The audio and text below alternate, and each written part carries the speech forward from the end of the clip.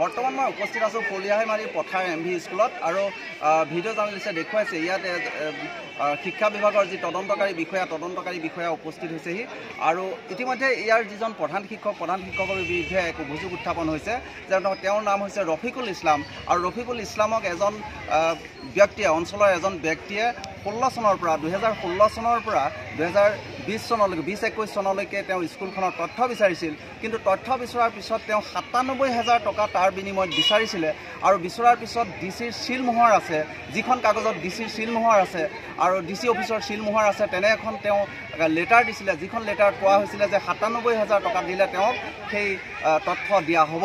এতিয়া এই ক্ষেত্ৰত ইতিমধ্যে তদন্তকাৰী বিষয়াসকল আহি উপস্থিত হৈছেহি আৰু উপস্থিত হৈ তদন্ত আৰম্ভ কৰিছে। ভিডিঅ' জাৰ্নেলিষ্টে দেখুৱাইছে ইয়াৰ যি বাহিৰৰ পৰিৱেশ দেখুৱাইছে এনেদৰে এই ৰাইজসকল আহিছে, অঞ্চলৰ লোকসকল আহিছে আৰু তেখেতসকলে এই বিষয়টো জানিব বিচাৰিছে আচলতে ঘটনাটো কি হৈছে, তদন্তকাৰী বিষয়াসকলে কেনেধৰণৰ তদন্ত কৰে সেই সন্দৰ্ভত তদন্ত তেওঁলোকে জানিবৰ কাৰণে ইচ্ছুক হৈছে আৰু অঞ্চলৰ যাতে পৰিৱেশ বিনষ্ট নহয় তাৰ প্ৰতি লক্ষ্য ৰাখি স্কুল কৰ্তৃপক্ষই ইতিমধ্যে গেটত তলা লগাই থৈছে আৰু বাহিৰত এই উৎসুক জনসাধাৰণ এনেদৰে ৰৈ আছে। সকলোৱে জানিব বিচাৰিছে আচলতে সকলোৱে যিটো যুক্তিসংগত যিটো ন্যায় সেই ন্যায়টো বিচাৰিছে আচলতে প্ৰকৃততে কোনটো সত্য এইটো জানিবৰ কাৰণে তেওঁলোকে আহিছে আৰু নিশ্চিতভাৱে এটা তেওঁৰ স্কুলৰ SMCখন গঠনৰ কাৰণে ইয়াত অভিযোগ দিয়া বুলি কৈছিল যদিও আচলতে স্কুল SMC গঠন আমি যি তদন্তকাৰী বিষয়া তেওঁলোকৰ পৰা গম পালোঁ যে স্কুল SMCখন আচলতে ৰাজহুৱা সভাৰ জৰিয়তে স্কুল SMC গঠন হৈছে।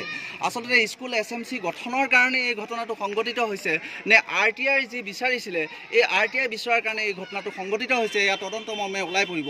কিন্তু ইতিমধ্যে এটা কথা যে যিখন RTI Act মতে তেওঁলোকে তথ্য বিচাৰিলে দিব লাগে যদিও এজন শিক্ষকে এই 4-5 বছৰৰ তথ্য দিয়াৰ নামত 97,000 টকা কিয় বিচাৰিলে আৰু এই ক্ষেত্ৰত ডিচিৰ যি চিলচহী এই চিলচহী প্ৰকৃততে সত্য হয় নে নহয় এয়া তদন্তত ওলাই পৰিব। মই বাহিৰলৈ যাবলৈ চেষ্টা কৰিম, ভিডিঅ' জাৰ্নেলিষ্ট আমি বাহিৰলৈ যাবৰ কাৰণে যত্ন কৰিম। মই তথ্য বিচাৰিছোঁ, তেওঁলোকে যদি তথ্য দিয়ে মোক যদি কয় যে আপুনি হেৰি কৰক আমাক পইচাটো কিমান টকা খৰচ হ'ব মই ৰেডি আছোঁ, কিন্তু 97,000 কি যুক্তিত বিচৰা হৈছে এটা উদ্ভুত ঘটনা। ভাৰতত অসমৰ ভিতৰত তেনেকুৱা এটা ঘটনা হোৱা নাই যে 97,000 টকা 1 লাখ টকা এটা তথ্যৰ ভিত্তিত যে বিচৰা হয় তেনেকৈ মই আচৰিত ভাবিছোঁ। এতিয়া আপুনি মৰিগাঁও জিলা প্ৰশাসনক কি আহ্বান জনাব? মই জিলা প্ৰশাসনক আহ্বান জনাম এইটোৰ ভিত্তিত তেখেতসকলে বিহিত ব্যৱস্থা ল'ব লাগে প্ৰধান শিক্ষকৰ ওপৰত। আচ্ছা, কি ক'ব আপুনি জ্যেষ্ঠ ব্যক্তি হিচাপে কি ক'ব? কিবা জানে? মিটিং হৈছে না ছাৰ? মিটিং হোৱা নাই না, কি এনেকৈ হৈছে? মিটিং আবাৰ অভিযোগেৰে কৈছে। আচ্ছা, সবাই গৈছে মিটিং হৈ গৈছে। আচ্ছা, হেৰা গৌৰৱ এটা কিয় কৈছে মিটিং বনাই আছে, হেৰা কমিটি বনাই আছে। কমিটিখন ঘৰত বহি বনাইছে? হ্যাঁ বনাইছে। ঠিক আছে, আপুনি কি জানিবলৈ আহিছে? আপোনালোক কি জানিবলৈ আহিছে? এই ফলিয়াহাইমাৰী পথাৰ মজলীয়া বিদ্যালয়ত হয় পৰিচালনা কমিটি গঠন কৰিবৰ কাৰণে এখন সভা হৈছিল।